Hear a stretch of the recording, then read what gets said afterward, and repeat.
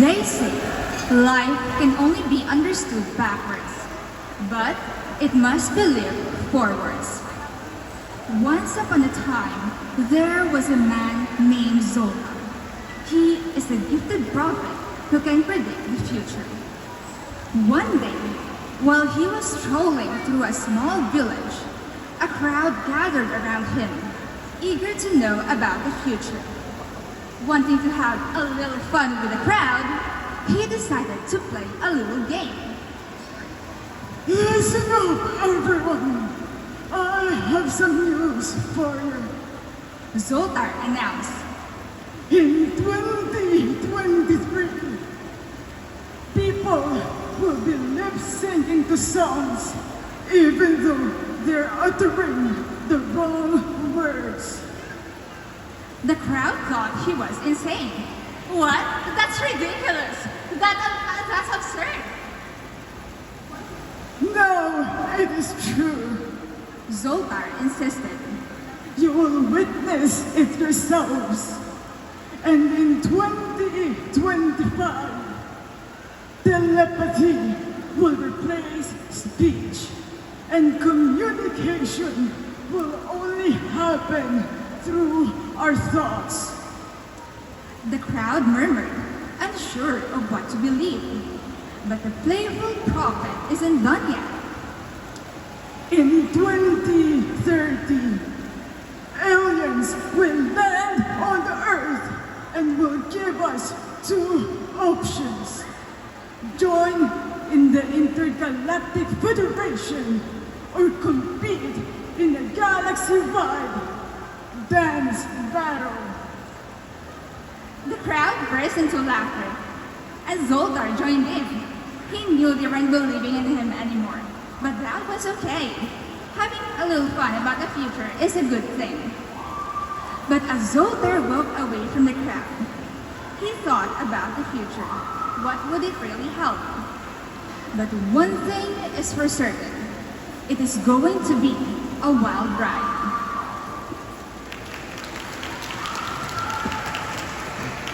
We welcome on stage our 10th performer for the first batch, Nika Verdeen, with her piece, The Small World of Nika.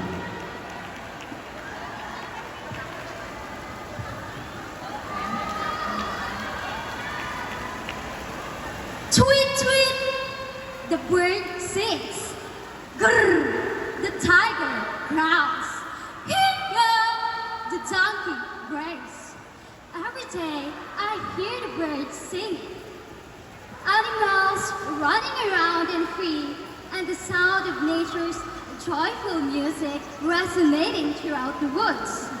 The life they have fills my heart with so much joy, but it also makes me feel a surge of jealousy.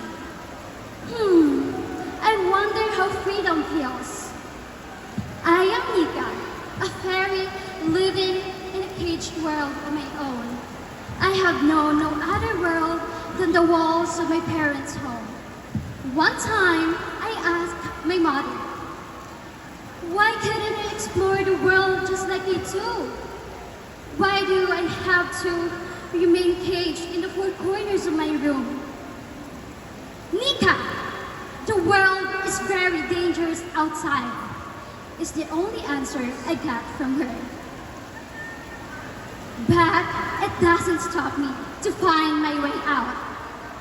As soon as my toes touch the damp grass and the sunshine carries my wings, I spread my arms out wide and embrace the outside world for the first time in my life.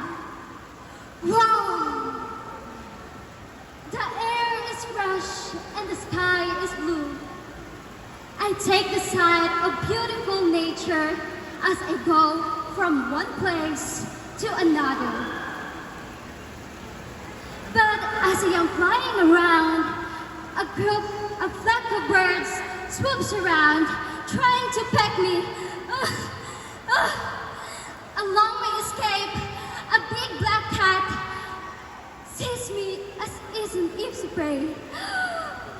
Again, I run for my dear life. And now, I am flying around trying to find a place to rest when the rain begins pouring down. Oh no! It's difficult to fly when it's raining. As time goes by, I realize that the life outside is far different from reality.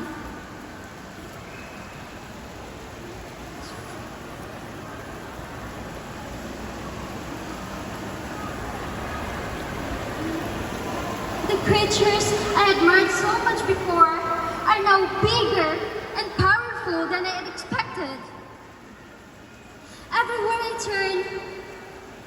Everywhere I turn, I find myself in dire circumstances.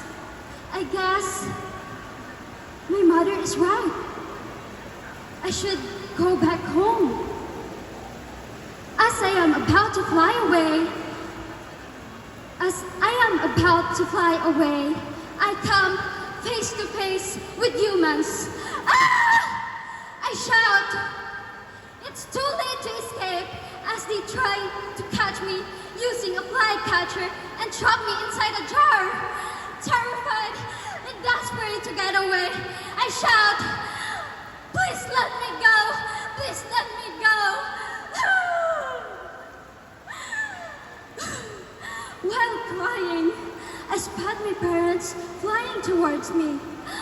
"Mother, father, save me, please!" But before they can come close to me, a bunch of kids hit them. No! I look up in horror as I see the broken wings and lifeless bodies of my parents on the ground. How could I have done this to my parents? If I had only been careful and obeyed my parents, they might still be alive. I'm sorry. Please, forgive me.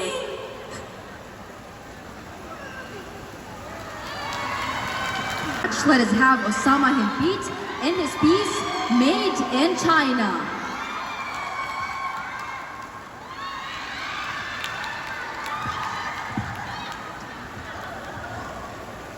My name is Katrina, and as you can see from my outfit, I am a maid in China. 5 years ago, I left the Philippines to work in China as a domestic helper. Life in the Philippines was tough, especially for people like me that didn't graduate from college. We are very, very poor, so I decided to work abroad. However, I have another problem. 1 month from now, my contract will expire. So I need to come up with solutions in order for me to stay here in China longer. My family is very poor in the Philippines, so I need to still support them. My father is sick, and I still need to send my younger siblings to the university, and I have no savings left. Yesterday, I talked with my best friend Veronica, and she told me that in order for me to stay here in China, is to marry a Chinese man so that I could be a Chinese citizen. But how can I marry a Chinese man? I don't have any experiences with love. Yes, I spent my whole life working, and so I don't have any experiences at all. In fact, I am a virgin. I'm sorry, that was my friend Veronica. She really, really hates it when I lie. And so one day, as I was walking in the store trying to buy some groceries, I saw my reflection in the mirror, and I said, "What a beautiful young lady." And I told myself, maybe I could really find myself a Chinese man in this short time using my beauty. I'm sorry, that was my friend Veronica again. She really hates it when I lie. And so, 1 week later, I was sitting at a restaurant because my friend Veronica set me up for a blind date. And a tall, dark, handsome, young Chinese man entered the door. Well, not too young because I might get in trouble for that. Yes. So after that, he asked me for my name, and I said, my name is Katrina. And then we dated for 2 weeks. And after that, we fell in love with each other and decided to get married. I was so excited because at last I could continue to support back my family in the Philippines. And as a sign of respect to the Chinese community, I learned the language, I studied the culture, and I followed the traditions to become the perfect wife.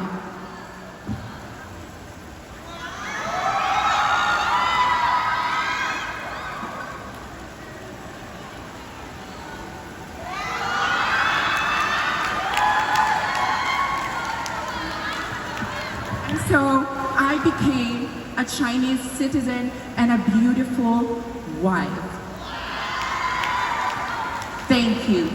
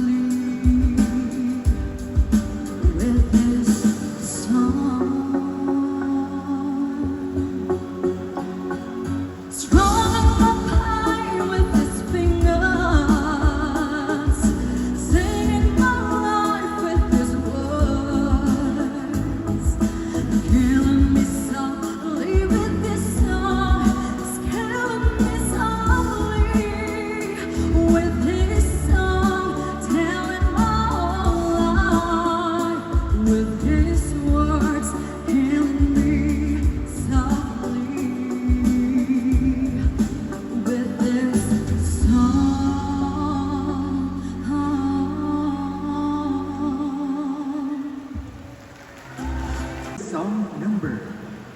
We continue the search for the second batch of tail spinners. Hallelujah and Amen. Mic test 1, 2, 3. Mic test 1, 2, 3.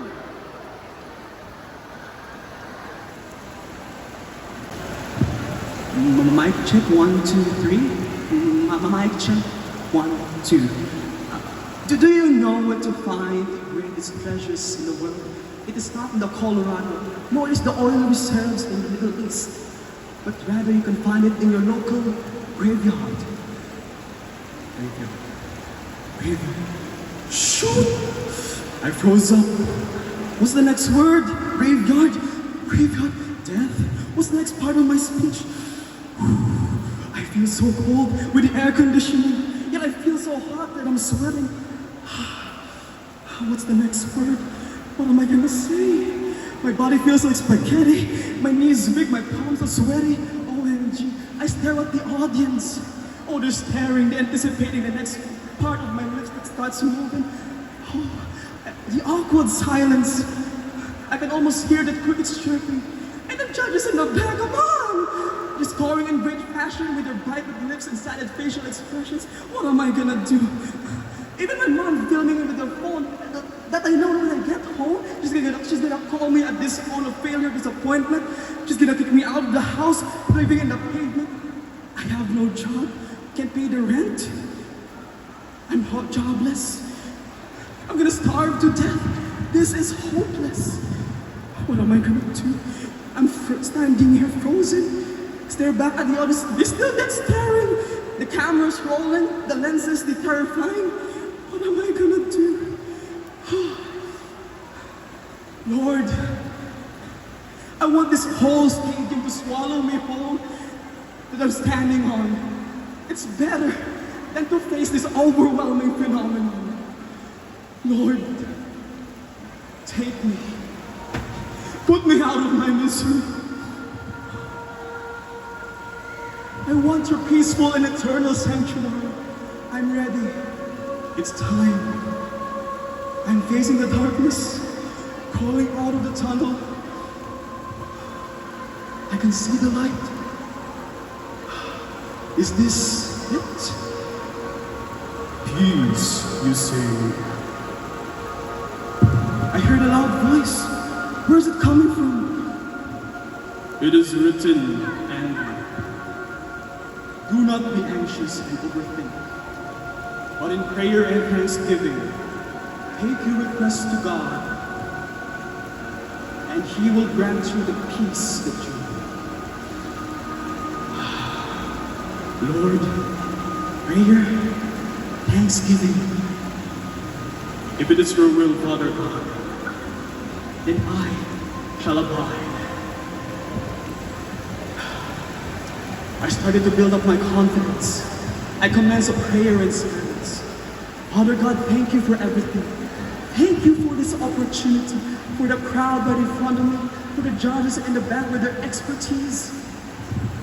Shout out to all the passers-by from the ground below and the floors above.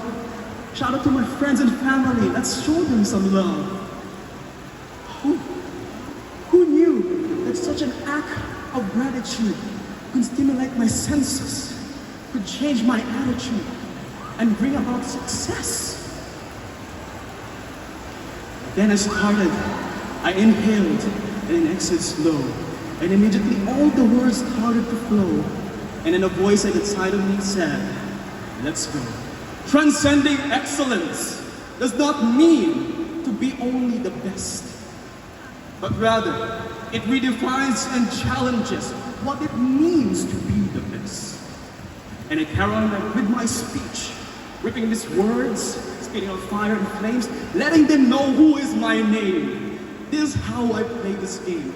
And from start to finish, I leave the audience entertained.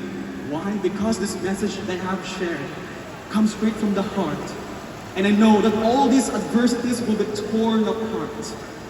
Yes, from start to finish, all of my negativities and anxieties diminish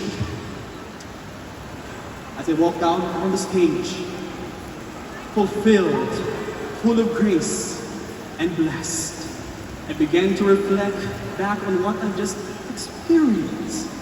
This elated, excited, enjoying the moment. I began to look back because I once asked God to remove me from this place, to remove me from this very stage, because I am afraid. I was afraid.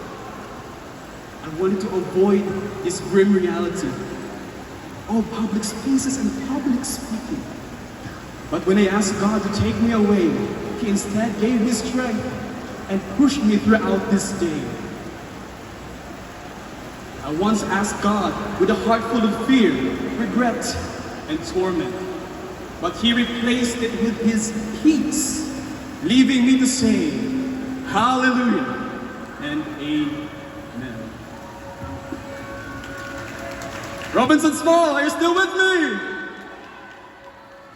That was the story of a young boy who struggled in his early days. But when he found God, he found peace. When he found God, he found solitude. He found his glorious purpose, which was to stand on the stage and share a message. And that young boy is the one who is standing right in front of you. Thank you so much. Tan with her piece, A Change in Narrative.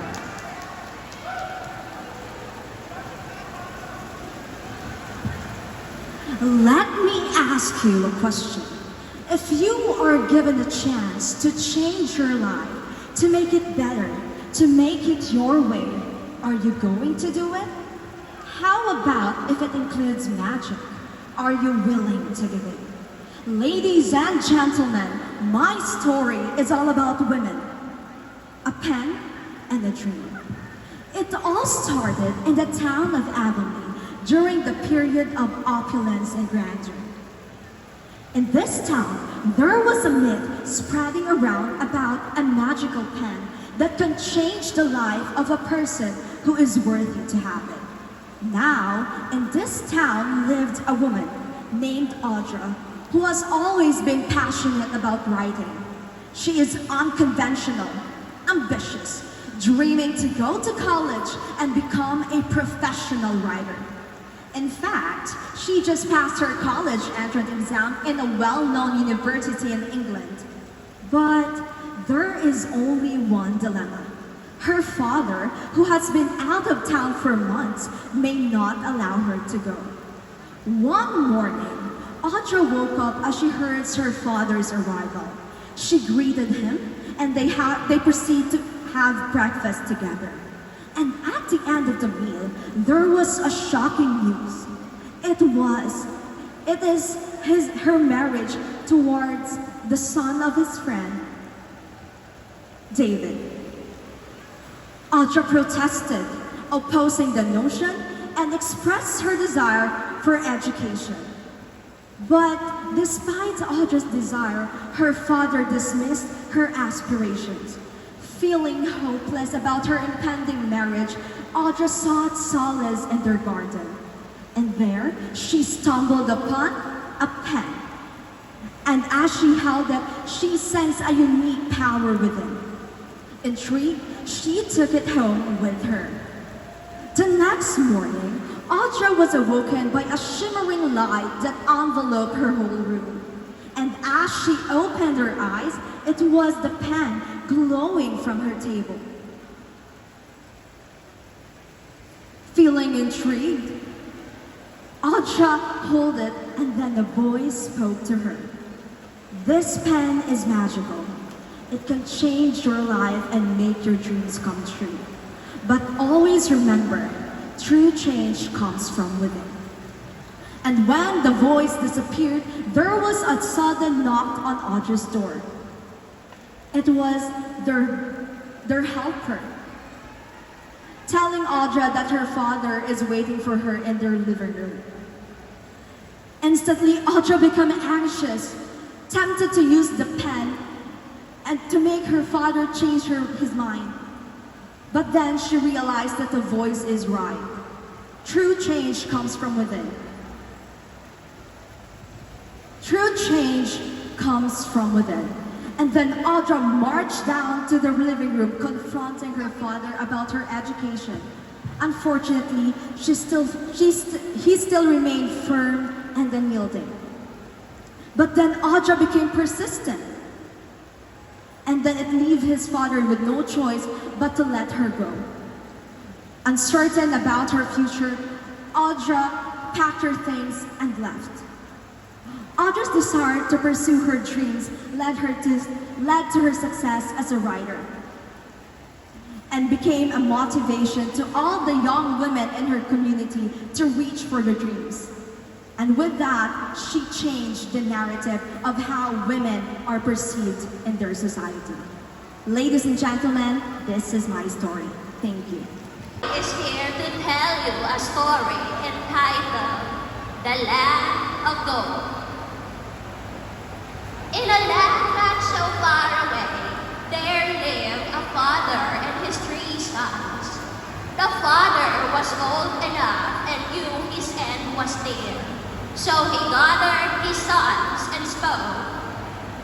At the place where the sun goes down lies my land with treasures untold. Its soil bears gold, but only patient, kind and clever will discover its home. After uttering these words, the father passed away, leaving his sons with nothing but only a riddle to solve. Days later, the 3 sons planned to find the land of gold that their father meant on his last words.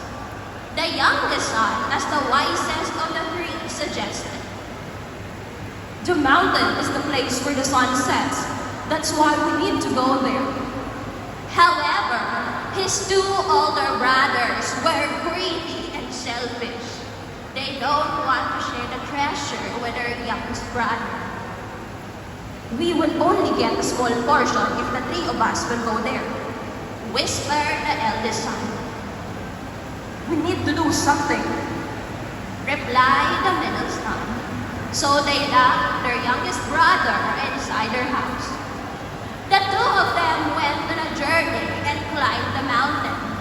When they reached the top, they found a plain white field with no plants but only grass. They started to dig, hoping to find the treasure. They dug here, dug there, and dug everywhere, but found nothing. They left the place with frustration. Father's riddle was a lie, the eldest son said. We wasted our time and energy for nothing, angrily replied the middle son. The 2 of them left their village, went to town, and never came back. On the other hand, the youngest son pondered to solve their father's riddle. He went to the top of the mountain and continued to dig the soil even under the scorching heat of the sun. I won't give up until I find the treasure, he said to himself. He persistently cultivated the land and planted some crops like corns, potatoes, and fruit trees. Months later, the harvest season came. He was surprised when he saw that the yellow-colored corn turned to gleaming gold. The same also with the potatoes and dried fruits. The land itself is the treasure, he exclaimed. He sold his harvested crops in the town, and he became the wealthiest man in their village. He reconciled with his brothers, shared his wealth with them and their fellow villagers, and they all lived a fruitful life together. With hard works and sacrifices, the youngest son was able to find a treasure that their father left them. But you know what's more precious than this golden treasure? His golden heart. The true treasure lies in him. It lies in him. Thank you. Now we pay attention to Juana. Patricia Angela Goyon in her speech or piece, Witches and Women.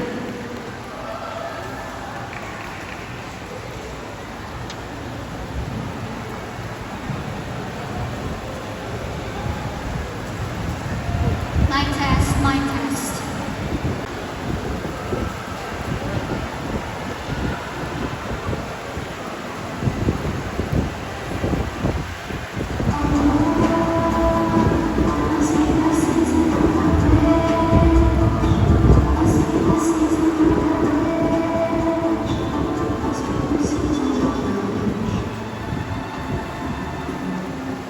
You heard of it, haven't you?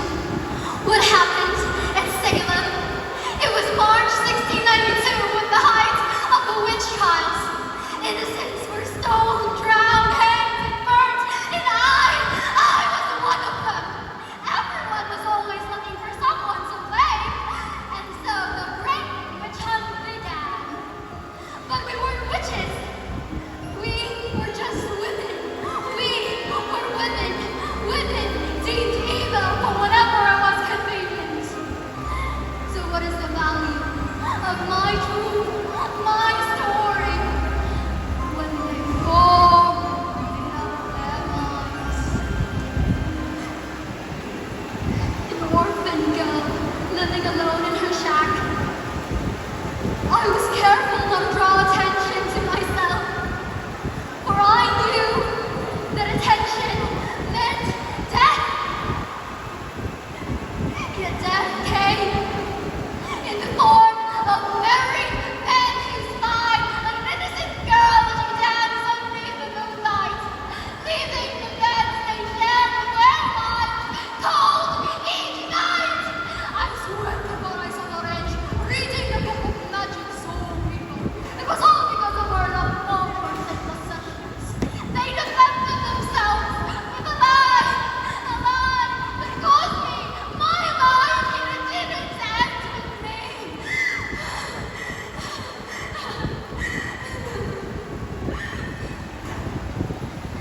The risk of burning in the 1600s, a wallet between our legs. Sisters turning against sisters, sisters testifying against sisters, sisters tortured to forcefully confess about witchcraft. We were dragged into the lakes. If we drowned, we were innocent. Bless our soul. If we float, we were guilty. The devil's mistress, a practitioner of evil. We were so tagged that in our always screaming for mercy. Our screams echoed in the span of centuries until it became the water they burnt us with. So what happens when every woman and every victim and every prey of the patriarchy learn to fight back?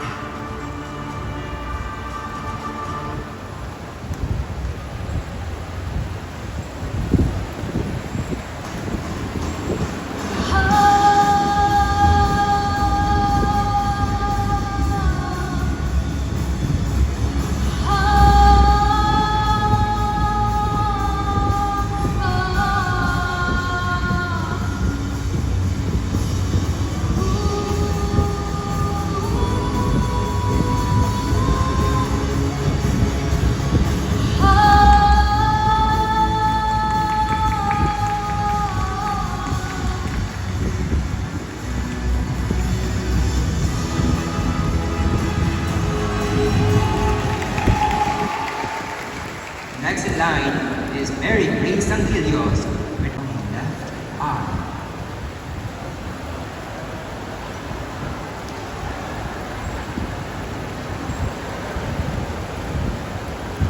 Did you cry? What's wrong? Is everything okay? These are the words I often heard from my classmates before. They look at me and I look at them. They're looking at my left eye. Now I know what they mean, and I will tell you the story of my left eye. It was a sunny day. Finally, after a long week of listening to the heavy raindrops in our room, witnessing the dark clouds, and walking toward muddy yard,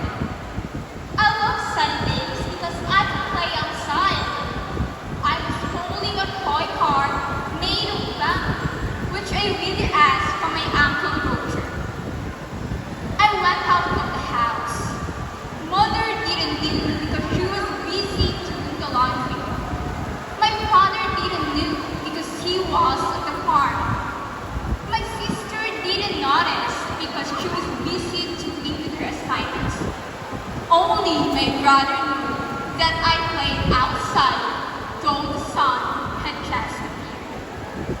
And I saw something long but not so big, shiny with a yellow color, slowly moving closer to me.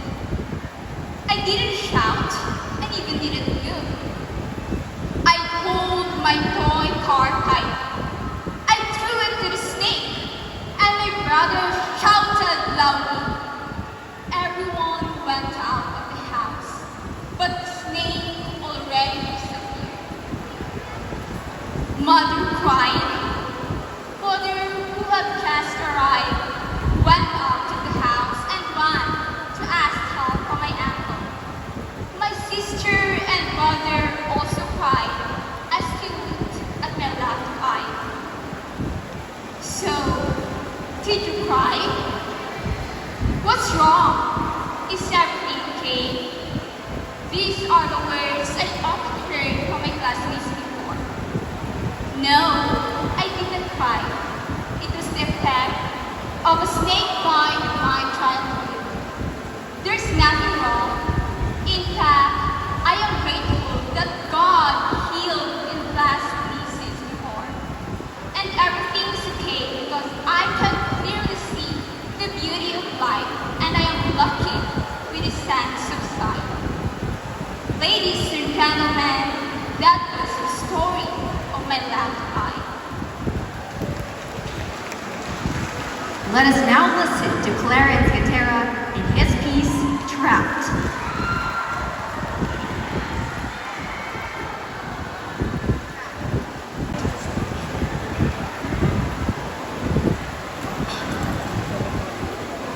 One afternoon, I was soaring through the clear sky, relishing the freedom of flight.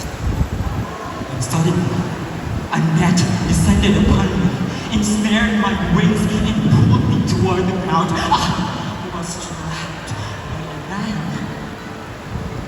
What does he want from me? From a raven? There he is. Oh, please, somebody help! Help!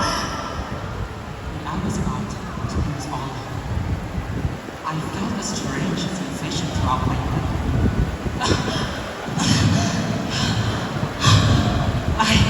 I'm getting huge. My feathers are slowly vanishing. I became a human. How did this happen? Bewildered and scared, the man who captured me fled in terror. Then I saw her, a mysterious woman who had saved me from my fate. She is a fairy. Her skin is as pale as the surface of the moon. Enormous wings cover the light at her back. And horns rose from her head like a deadly weapon. And most of all, she has a piercing gaze. Who are you? What have you done to me? This human form is disgusting. But, thank you. In gratitude for your kindness in saving my life, I surrender myself to be your servant forever. She accepted my offer. Henceforth, I served her with loyalty. I learned everything about my mistress. She may look wicked, but she's not. I can see through her. There is light within this fairy. She only laughed once in the moon, but it was genuine. I was always fascinated whenever she used her powers, especially when helping other creatures. I was mesmerized by her enormous wings that could reach the heavens. And whenever she caught me smiling at her, she would just throw me a blank stare. Until one cold night, my mistress didn't come home. 5, 6, 10. I can't count. I can't count the sunsets that passed without her by my side. She was gone, vanished into the misty air. I yearned for her return. I felt as if I was lost in the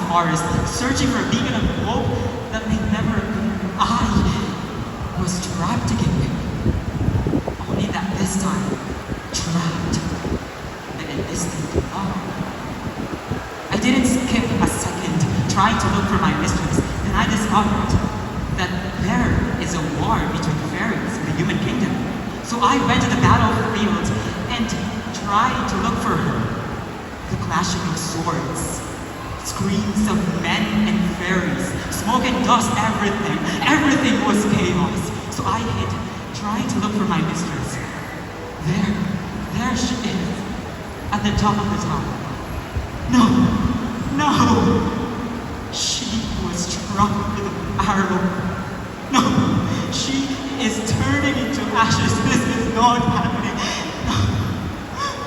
My mistress, my love, my Maleficent.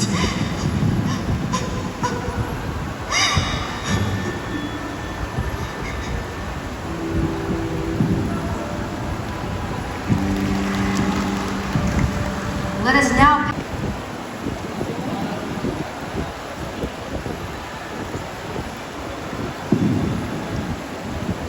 I stand here in the moonlight, and I look down this desolate street. Not long ago, people were here, and some old mansions were towering from above them. One mansion stood grimly along this withering street, owned by an old dog. He was a lonely man whose wealth and life went down with the world many years ago. I am your servant, who witnessed how a painting filled his delusions of a glorious and illustrious life. A painting that haunted him, losing his sanity. He was a poor man who had nothing, but the painting granted him his wishes of power and riches. One night, he dreamed of golds and silvers, and the next morning, golds, silvers, and jewelries encrusted with valuable gems appeared. I am finally rich! He screamed with joy. He became rich, but was jealous of his friend, who was a landed gentry. Envious, that night he prayed that acres of land would appear in his dreams and be his. And then it did. The painting granted him his wishes appearing in dreams, and he believed that the painting would grant him his desire to become the most powerful and wealthy man in town. One day, a poor woman came to his mansion. She asked food, water, and a coin, but the dog became mad. I have no money or food to spare on you. Be gone! He screamed. The old woman left disheartened. You cannot take my gold. This belongs to me. He roared in agony. A nightmare had visited his dreams, and in his dreams, all of his treasures were gone. He was awakened by a strange noise, and his nightmare came true. The thieves had stolen all of his jewelries, golds and silvers, and valuable items. He was left with nothing but a painting. He grew furious as he gazed upon the painting. The painted figures chilled his bones, increasing his fury. The misfortune began to sit through the walls, lurking in the shadows like a predator waiting for the right moment to prey on him. It fed his anger, but his grief did not vanish. No, it cannot be, he screamed again and again. It was you. You have cursed me with your filth. He roared in agony while pointing his crooked finger at me. You have received riches far beyond your worth, and in return you denied the cry of help. I reasoned. Your selfishness has cursed you, dog. He screamed again and again. The beating of his heart grew louder and louder, engulfing his senses. He raved and swore. He went mad and hysterical. He threw things all around the mansion.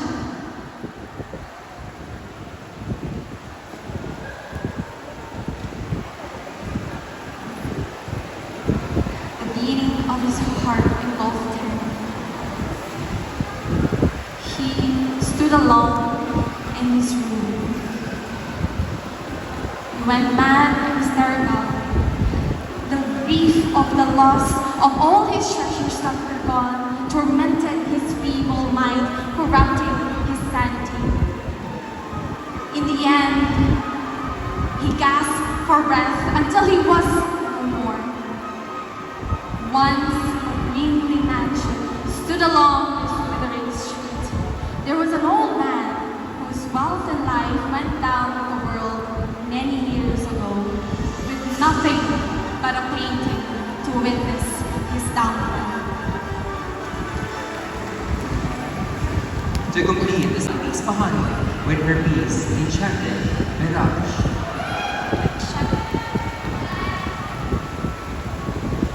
Allow me to transport you to a magical realm filled with boundless imagination through a story that could easily be lifted from the pages of a fantastical book, complete with a lesson to learn. A long time ago, there was a village that could not be seen with the naked eye. The buildings, houses, and turrets all appeared to have been plucked straight out of the Renaissance era. The villagers are enchanters and a place where everything is possible. Despite its beauty and wonder, a prophecy that all that is good and pure will vanish is a menace that this village has been fearful for centuries.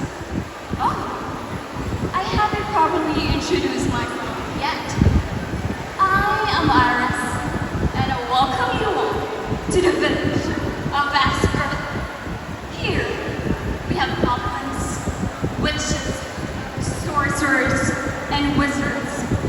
My parents are recognized for their unrivaled powers. But am I as good as them? I doubt that. Just like many others, I grew up in a constant battle of shaking the feeling of not being good enough.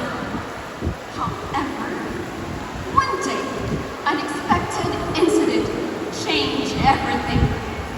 It was supposed to be a wonderful day when I came back from the woods gathering herbs, but was welcomed by the village. All that was left was ruins and ash. Where are my parents? I could not find them. And in the distance, I saw dark wizards destroying everything in their path, showing no mercy at all. I was left with no choice but to fight them. In a matter of time, I saw myself fighting with all my might, casting spells and attacks. But there were more of them, and the odds are against me. Grasping for my own breath, Serafina walked towards me with a wicked smile on her face. At that point, I realized I was powerless. Not until I once remembered a spell that I read from a book hidden in my parents' attic. All I know that when I use it, I have to pay for its price. But at this point, I have to do everything that I can. Without further hesitation, I casted a spell which struck a lightning bolt to Serafina. And there, she eventually died in pain. I actually felt pity towards her. But it was also a turning point for me. That despite not having my parents' skills or abilities, I do have my own. And they were just as valuable. Are these the exact words you wanted to hear for the ending of the story? Well, after the battle, the villagers thought, finally, Serafina is dead. Little did they know, the Serafina that died that day was not her.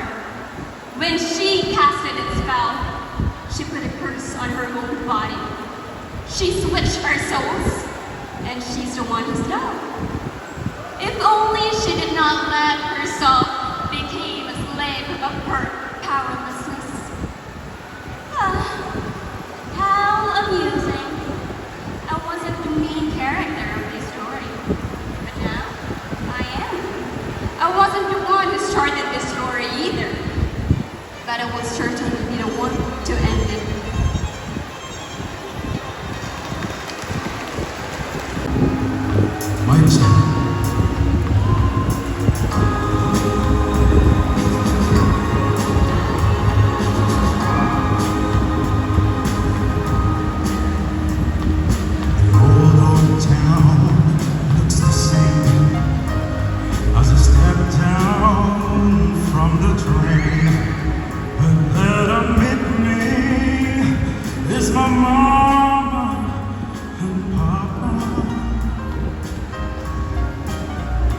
Down the road I look, and there runs Mary, hair of gold and lips like cherries. It's good to touch the green, green grass of home. Yes, that all come to meet me, arms reaching, smiling sweetly. It's good to touch the green, green grass of home.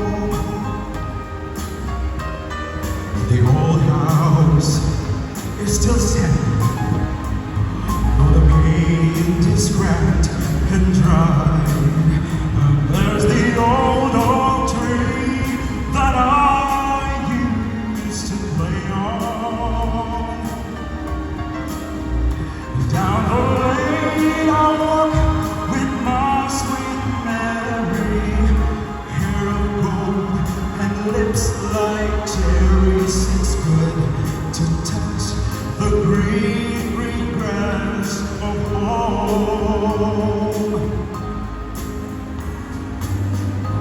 And then I wake and look around me on 4 gray walls that surround me. And yes, I realize, yes, I was only dreaming. For there's a God with sad old country, on and on with work at daybreak. Again, I'll touch the green, green grass of home. Yes, that all come to see me in the shade of an old oak tree. I should lay me neath the green, green grass of home.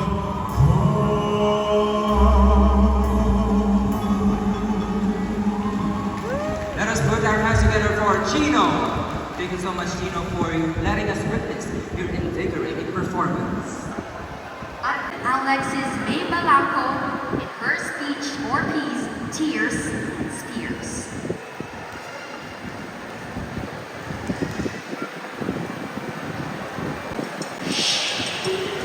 Hear that?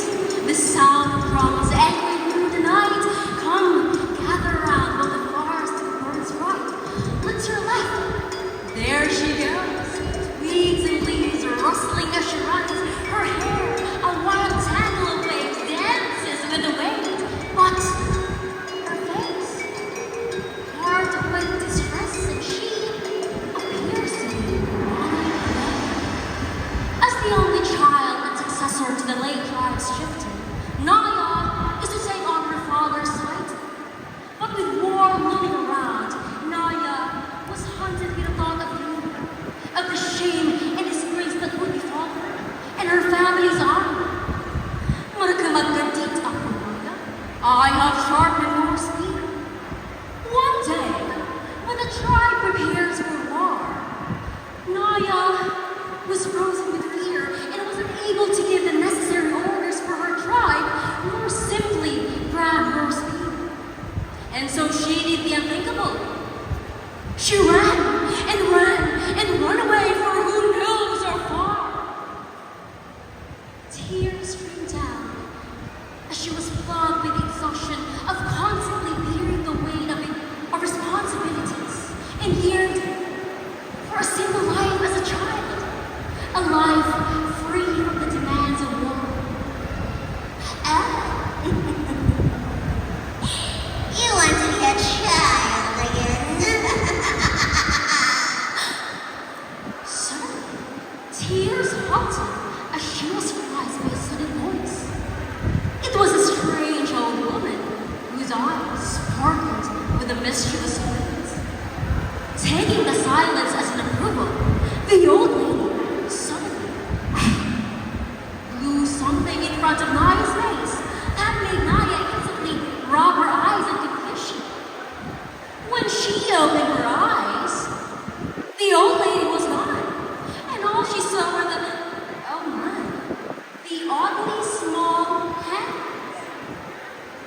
just happened? My voice. As it hit her, ignoring the hows and whys, Naya began running around, laughing, dancing, chasing butterflies like an actual child would. Suddenly, there were distant screams coming from her village, and so she ran towards it. The scene made her froze from where she stood. It was an absolute bloodbath. People were trembling, crying, begging, running from different directions. Without a leader to depend on, the enemy took advantage of her tribe's wicked state. And so with her soft voice, she tried to shout for command. With her soft and fragile hands, she tried to lift a spear from the ground, but all to no avail. Without her strength and command, Naya was helpless against the world. And so she did the unthinkable. She shouted, she cried, not for help, but to bargain for everything she had in exchange for her own life once more, where she had the power to protect her people. That moment, Naya learned something the hard way. She stood there, helplessly clutching her heart, and she realized that the responsibilities that had once weighed her down were actually the source of her strength and courage. And so Naya, Marakim agdating ako Naya, I have sharpened your speed.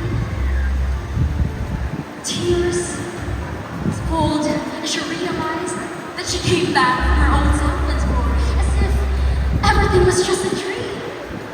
So Naya wipes her tears with her chin up, firmly grabbing her spear, as she realized that being leader was not about being fearless, but about having the courage to face your fears and do what is necessary for your people. And so Naya thought to herself, no more running away. Maraking agad.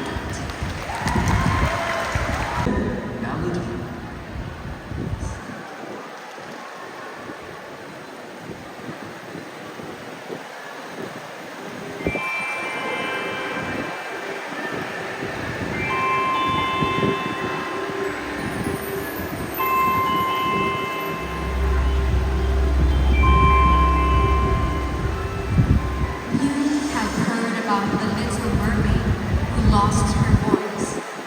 But have you heard about a fairy who suffered the same fate?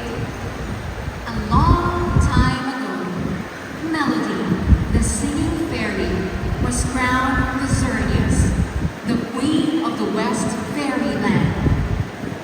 One morning in the forest, while Melody was roaming in her kingdom, an unfortunate thing happened. Oh no!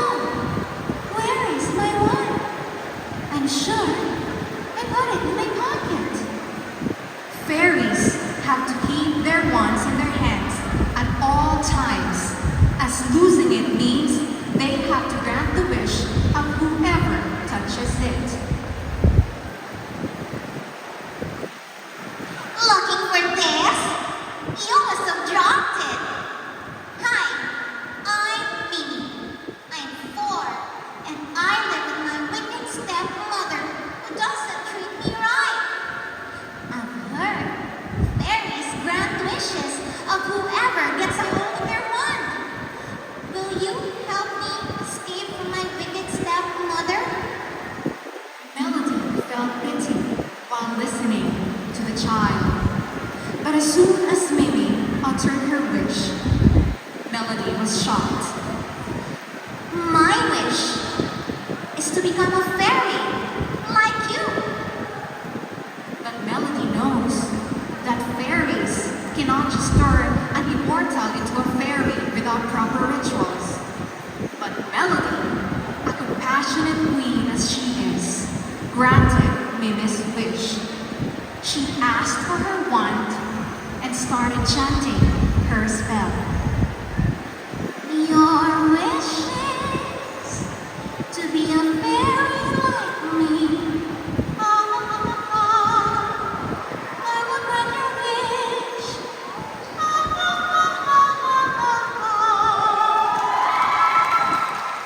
But she made a terrible mistake. Mimi, a small child, turned into an evil adult fairy. She was just pretending to be a child. But who is she? Melody could not believe what she was seeing. It turned out to be her elder sister, Milani, who was dethroned years ago for tyranny and hasn't been seen ever since. After getting what she wanted, Milani snatched the queen's wand and it turned ugly in her hands. Then she began. Oh, my wish came true. Ha ha ha ha ha. Ha ha ha ha ha. Finally revenge is due. I'm wishing for all your boys to be gone. Ah ha ha ha ha. Ah ha ha ha ha. Ha ha ha ha. She said wickedly. With Milani coming into power, all hope was lost. Fairies have all lost their voices. They all became slaves. How will Melody bring back her voice to save the West Fairyland? Do you think it's too late?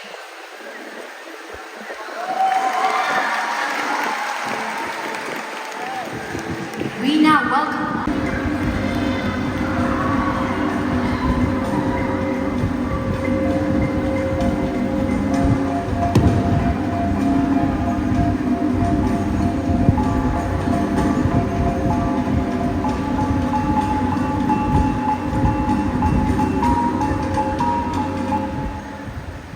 Do you desire for something? Wish for something? Yearn for something? Lucky for you, mortal, I am Akasigahun, god of desire. I am the only son of the goddess of gold and reed. I spent most of my time residing in the highlands of Visayas. Among the Visayas, I'd spend my time watching the night sky and admiring peaceful evenings. Speaking of the night sky, did you know that back in the olden days, stars didn't exist? Then I thought to myself, was the sky always this dark? Wouldn't it be better if something was shining up there along with the moon? When suddenly, a young suspicious man approached me. He is a pirate, bringing incense and wine as offerings. I said, young man, what is it that you desire? Speak and I shall grant. O Makasigahu, God of desire, I come here in hopes of you granting my wish. I am nothing but a pirate, a sinful man, but I fell in love with someone whom I can never reach. I fell in love with a chieftain's daughter, and I pray that you make her fall in love with me. Love? Such a complicated matter. Something that you shouldn't play with. But as a mischievous god that I am, I decided to play along. I will grant your wish, young man, as long as you follow my orders. I will grant your wish if and only if you provide me a sack of gold. But knowing that you are a pirate, I will only accept if the gold that you will give me came from good hands, not from the ones that you have stolen. The young pirate boy quickly agreed and left immediately to settle his plans. But being the pirate that he is, he thought to himself, the god of desire obviously had no power in telling the difference between a gold that was stolen from a gold that came from good hands. For after all, he is the god of desire, not the god of truth. So, with all the gold that he had stolen, he stashed them all into a sack and left immediately to settle his plans with me. At the dead of the night, the next day, the young pirate boy once again approached me. "Oh, Makasigahu, Almighty One, here is what I wish, in exchange for the woman I desire." As soon as he laid out all the gold into the ground, I can immediately hear the gold screaming to me, telling me that they were stolen, telling me that they came from the hands of a thief. Young man, surely you thought you could deceive me, huh? Me, Makasigahu, the god of desire, son of the goddess of gold. You can never trick me. I am the son of the goddess of gold, and gold itself flows into my veins. Upon knowing that he had infuriated a god, the young man shivered in fear. But before he can even think to escape and leave, I snatched him with my whip, and together with all the gold that he had stolen, I hurled them all into the night sky. And from that moment on, the man and all the gold that he had stolen scattered into the sky, floating, drifting, shining for all eternity. And that is how the stars came to me.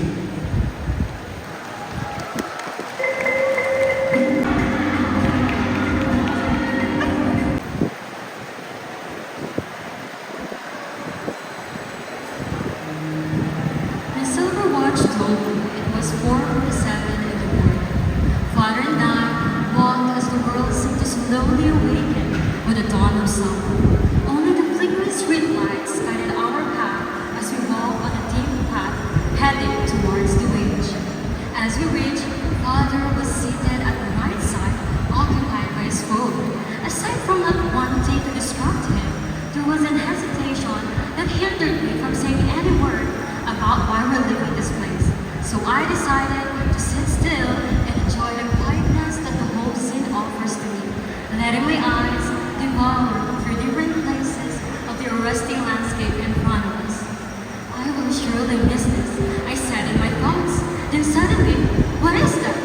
I uttered it out loud, expecting my father would reply to me, but he didn't. Appears in the distance was a golden luminous creature, flying limply near a redwood tree. I observed it and embraced the enchanting feeling it bestowed. When it flew, I unconsciously stood up. My body was sauntering away from the shed. Sets. Let us all rise for the WVSU March.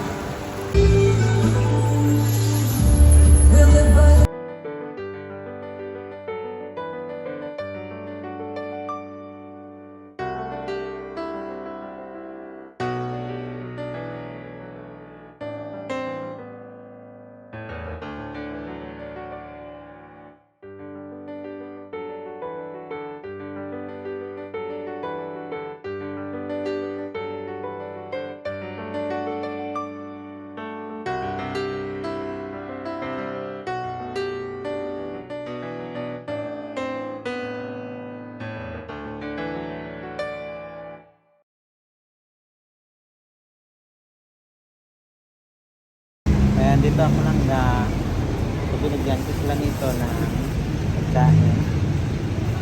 Hey guys, dito lang ka mo? Oo. Bakal nyo ano?